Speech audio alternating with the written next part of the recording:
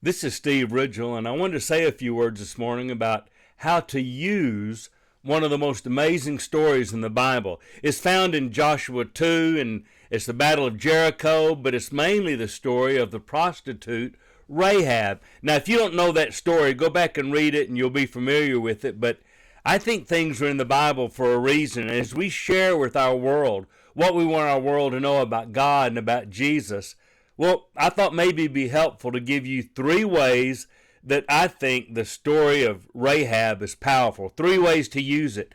And the first one is, well, I'm going to be honest, is how to use it with church leaders to help them understand why sometimes Jesus was so hard on church leaders when tax collectors and prostitutes were coming into the kingdom before even some of the religious leaders.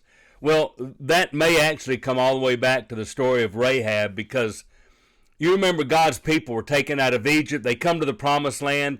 They send in 12 spies, 12 leaders, one from each one of the tribes, and they go in and they come back and say, this land is fantastic, but we can't take it.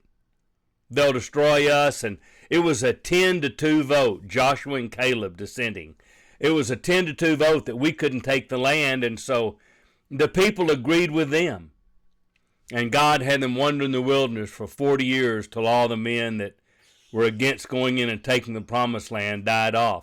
Then they come back and they go in and find Rahab the prostitute, who says, we've heard what your God did and we are scared to death. Wow, more faith among someone that really didn't know God than there was among God's own leaders.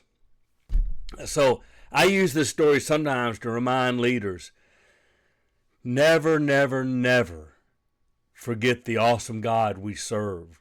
Man, people that don't even know God yet sometimes have more faith in what he will do than we do. Second way, I think it's a great way to use the story of Rahab. It's a great story for the people you talk to about Jesus, and they say, Jesus wouldn't want somebody like me. I'm not worth it, or if you knew what I'd done, or I'm not. Okay, they need to know that Jesus' great-great-great-great-great-great-great-great-great-great-great-great-great-great-grandmother was a prostitute, a hooker, because Rahab was.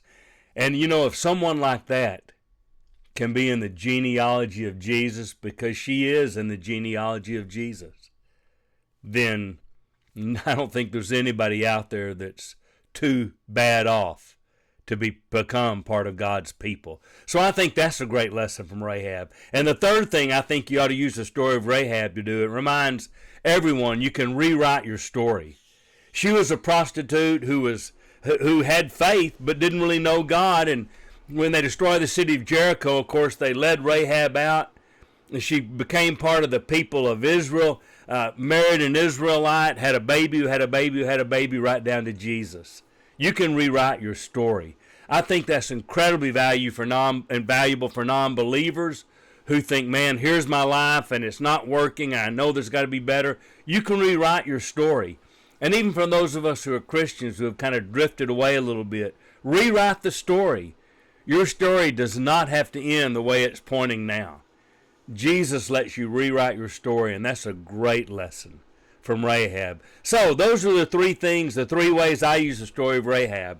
For church leaders, to remind them to have faith in our God, that no one is too far away or too bad for Jesus to want and to use. And number 3, you can rewrite your story. So this is Steve Ridgell telling you I use that story a lot.